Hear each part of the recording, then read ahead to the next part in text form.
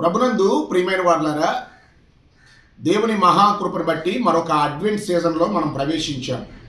మరొక అడ్వెంట్ సీజన్లో ప్రవేశించే ధన్యత కృప కలిగిన దేవుడు మనకు అనుగ్రహించాడు. మనం ఎంత ధన్యులం.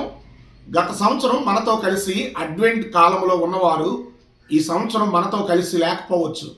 మనం గొప్పవారమనో ఘనులమనో భాగ్యవంతులమనో కాదు, కానీ దేవుని విశేషమైన కృపా కనికరాల చొప్పున దేవుడు మనలను సజీవ సాక్షులుగా ఉంచి మరొక అడ్వెంట్ సీజన్ అనుభవించే ధన్యత కృప కలిగిన దేవుడు మనకు అనుగ్రహించారు.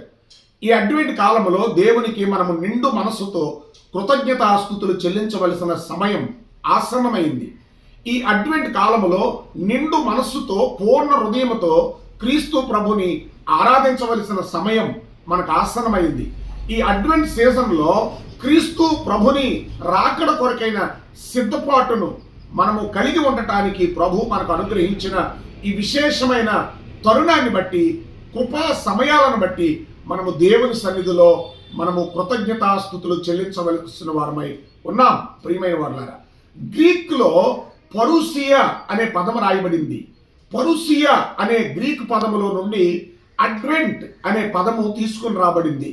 అడ్వెంట్ అనే మాట ఇంగ్లీష్ మాట. అడ్వెంట్ అనే పదానికి తెలుగులో చాలా భావాలు ఉన్నాయి. తెలుగులో ఉదయము, కాంతి, సిద్ధపాటు, సూర్యోదయము, రాకడ అనేటువంటి అనేకమైనటువంటి అర్థాలు తెలుగులో ఆపాదించబడ్డాయి. ప్రియమైన వారులారా, రాకడ అనే దాన్ని ప్రధానంగా మనం తీసుకుంటే, రాకడ అనేవి అకార్డింగ్ టు బైబిల్ ప్రకారం రెండు రకాలుగా రాకడలు చెప్పబడ్డాయి.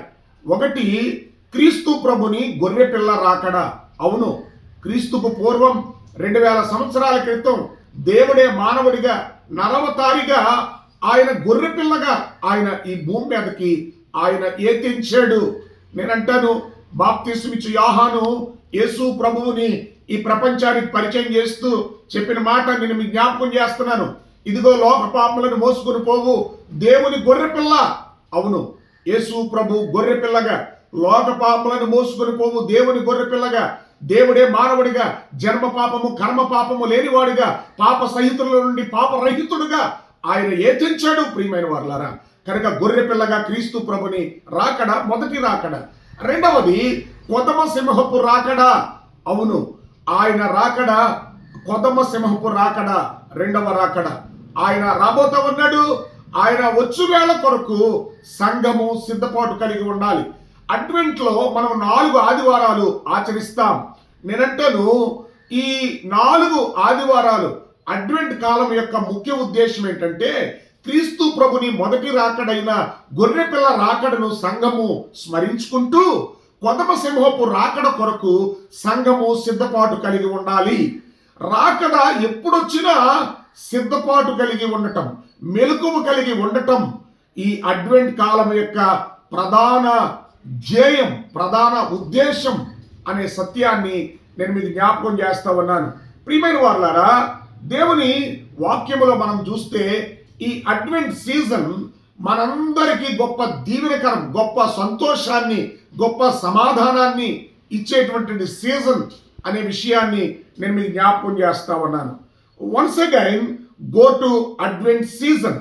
So wonderful privilege for the Christian community to celebrate the advent season. నేనంటాను, అడ్వెంట్ సీజన్ ఒక పాటల పల్లకి. ప్రియమైన వారులారా, ఈ అడ్వెంట్ సీజన్లో మనం పాడేటువంటి పాటలు ఒక ప్రత్యేకమైన రీతిలో ఉంటాయి.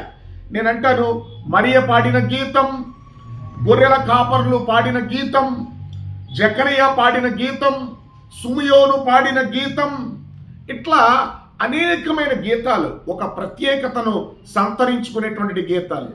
మీరు గమనిస్తున్నారా?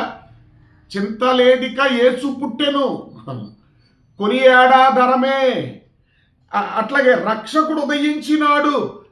ఈ గీతాలు మనం ఆలపిస్తూ ఉన్నప్పుడు హృదయములో, అంతరంగములో ఒక విధమైనటువంటి ఉప్పొంగినటువంటి ఆనందం, సంతోషం మనం అనుభవిస్తాం.